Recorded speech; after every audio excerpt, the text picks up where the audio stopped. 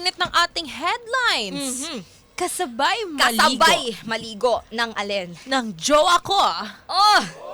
ang nanay niya. Alam mo, wala naman kasing masama Na-mind blown maligo kasama ng jowa mo. Pero yung kasabay niya yung nanay niya, medyo Ibang parang, usapan na ito. ibang usapan na yan. Pero again, tulad nga ng sabi namin kanina, depende yan sa sitwasyon nila. Kaya naman, Sizzy, lahat kami curious na. Eto Kaya, na nga, eto alam na. mo, ibigay mo na. Ibigay mo na. Meet ni Yana. Biglang ganon. Meet ni Yana. First time lang niyang pumasok sa isang relasyon na biglaan. Nagsimula lang daw sa isang sweet at consistent na panliligaw ng guy sa kanya. At tatawagin na lang natin itong si Jave. Hindi Si Jave. nagtagal. O, ikakaiba yung pangalan niya. Oo nga eh. Para siyang have, pero with the J. Pero ang basa mo doon is J. Jave. Jave or Have. Jave. Tayo na lang magdesisyon. Correct. Jave. Jave ka na lang.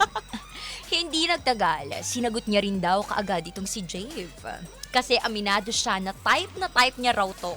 Sa simula, parang perfect. Dahil mahilig mag-effort si Guy. Close sa family at sa sobrang bait. Lalo na pagdating sa kanyang nanay. Kumbaga Close parang- sa magulang. So, ibig sabihin mo, syempre, pag narinig mo yun, or isipin mo na point. agad is, wow, family-oriented. Correct! Kumbaga parang family-oriented talaga siya. Kaya naman, dito siya nag-akala na kilala niya na si Jave. Yan. Sabi nga nila, di ba, maraming nawawala sa maling akala. Yeah, eto na nga. Wow, uma-agree. Dahil nang inaya si Niana ng boyfriend niya na dumalaw sa bahay nila, doon niya nalaman ang matinding closeness ng mag-ina.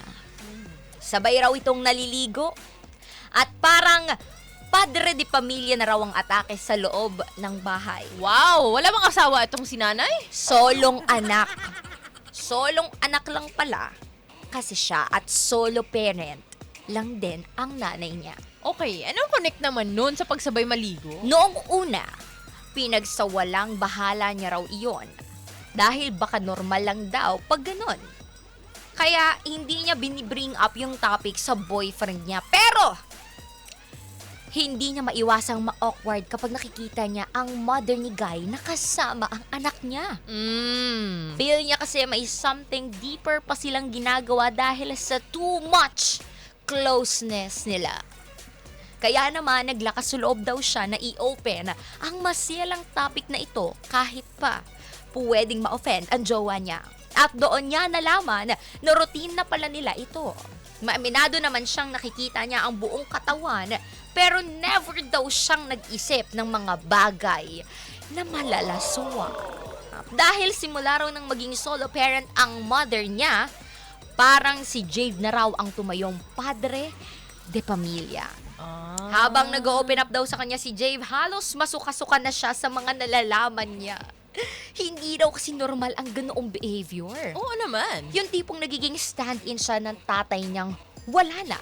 Hindi raw dapat ganoon katindi ang relationship nilang dalawa. Oo. Nang dahil sa sinabi ni Niana na kapag bitaw siya ng salitang hindi nagustuhan ni Jave. At nang makarating ito sa mother ni Jave, nasabihan pa siya na sobrang pakailamera. Oh, Kaya wow! naman, Si tita pa yung nagsalita. Kaya naman, sinabi ni Jave na maghiwalay na lang sila kung sobrang judgmental niya.